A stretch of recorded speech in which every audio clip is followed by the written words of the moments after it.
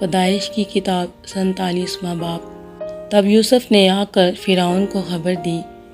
کہ میرا باپ اور میرے بھائی اور ان کی بھیڑ بکریاں اور گائے بیل اور ان کا سارا مال و متاع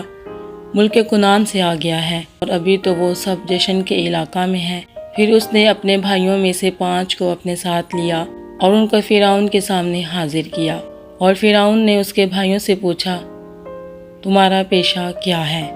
انہوں نے فرعون سے کہا، تیرے خادم چوپان ہیں جیسے ہمارے باپ دادا تھے۔ پھر انہوں نے فرعون سے کہا کہ ہم اس ملک میں مسافرانہ طور پر رہنے آئے ہیں، کیونکہ ملک کنعان میں سخت کال ہونے کی وجہ سے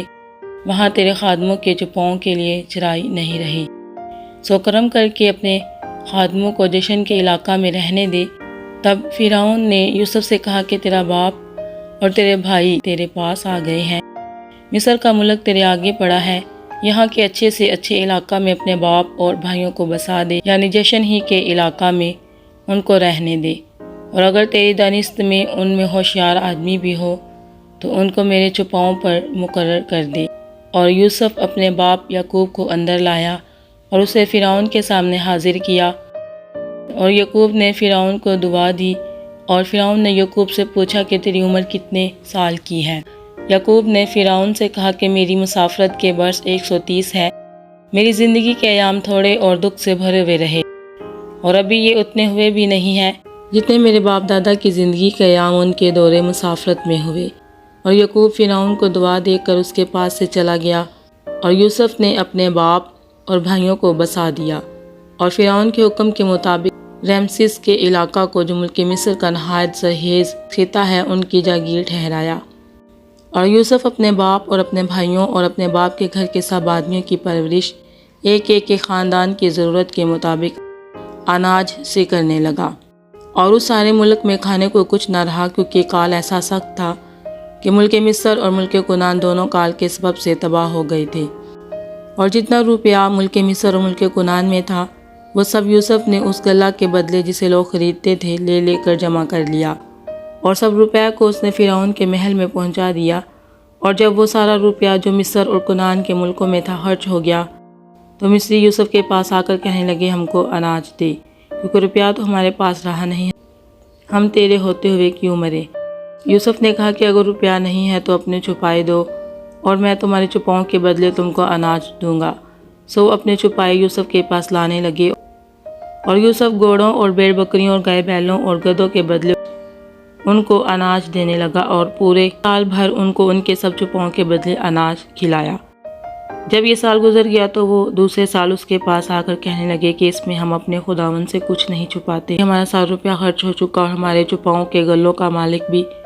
ہمارا خداوند ہو گیا ہے، دیکھ چکا ہے کہ اب ہمارے جسم اور ہماری زمین کے سوا کچھ باقی نہیں، بس ایسا کیوں ہو کہ تیرے دیکھتے دیکھتے ہم بھی مرے اور ہماری زمین بھی اجڑ جائے۔ سو تو ہم کو اور ہماری زمین کو اناج کے بدلے خرید لے کہ ہم فرعون کے غلام بن جائیں، اور ہماری زمین کا مالک بھی وہی ہو جائے، اور ہم کو بیچ دے تاکہ ہم ہلاک نہ ہوں بلکہ زندہ رہیں اور ملک بھی ویران نہ ہو۔ اور یوسف نے مصر کی ساری زمین فرعون کے نام پر خرید لی، کیونکہ کال سے تنگ آ کر مصریوں میں سے ہر شخص نے اپنا کھیت بیچ ڈالا۔ سو ساری زمین فرعون کی ہو گئی، اور مصر کے ایک سرے سے لے کر دوسرے سرے تک جو لوگ رہتے تھے ان کو اس نے شہروں میں بسایا، لیکن پجاریوں کی زمین اس نے نہ خریدی، کیونکہ فرعون کی طرف سے پجاریوں کو رسد ملتی تھی، سو وہ اپنی رسد جو فرعون ان کو دیتا تھا کھاتے تھے، اس لیے انہوں نے اپنی زمین نہ بیچی۔ تب یوسف نے وہاں کے لوگوں سے کہا کہ دیکھو، میں نے آج کے دن تم کو اور تمہاری زمین کو فرعون کے نام پر خرید لیا، سو تم اپنے لیے یہاں سے بیچ لو اور کھیت بو ڈالو، اور فصل پر 5واں حصہ فرعون کو دے دینا، اور باقی 4 تمہارے رہیں، تاکہ کھیتی کے لیے بیچ کے بھی کام آئے، اور تمہارے گھر کے آدمیوں اور تمہارے بال بچوں کے لیے کھانے کو بھی ہو۔ انہوں نے کہا، تو نے ہماری جان بچائی ہے، ہم پر ہمارے خداوند کے کرم کی نظر رہے، اور ہم فرعون کے غلام بنے رہیں گے۔ اور یوسف نے یہ آئین جو آج تک ہے مصر کی زمین کے لیے ٹھہرایا کہ فرعون پیداوار کا 5واں حصہ لیا کرے، سو فقط پجاریوں کی زمین ایسی تھی جو فرعون کی نہ ہوئی، اور اسرائیلی ملک مصر میں جشن کے علاقہ میں رہتے تھے، اور انہوں نے اپنی جائیدادیں کھڑی کر لی، اور وہ بڑے اور بہت زیادہ ہو گئے۔ اور یعقوب ملک مصر میں 17 برس اور جیا، سو یعقوب کی کل عمر 147 برس کی ہوئی۔ اور اسرائیل کے مرنے کا وقت نزدیک آیا، تب اس نے اپنے بیٹے یوسف کو بلا کر اسے کہا، اگر مجھ پر تیرے کرم کی نظر ہے تو اپنا ہاتھ میری ران کے نیچے رکھ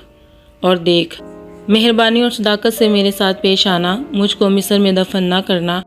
بلکہ جب میں اپنے باپ دادا کے ساتھ سو جاؤں تو مجھے مصر سے لے جا کر ان کی قبرستان میں دفن کرنا۔ اس نے جواب دیا، جیسا تو نے کہا ہے میں ویسا ہی کروں گا۔ اور اس نے کہا کہ تو مجھ سے قسم کھا، اور اس نے اس سے قسم کھائی۔ تب اسرائیل اپنے بستر پر سرہانے کی طرف سجدہ میں ہو گیا۔ مسیح یسوع کے جلالی اور بابرکت کلام کے پڑھے اور سنے جانے پر اس کی خاص رحمت اور برکت نازل ہو۔ خدا باپ کا شکر ہو اور آپ سب کی سلامتی ہو، آمین۔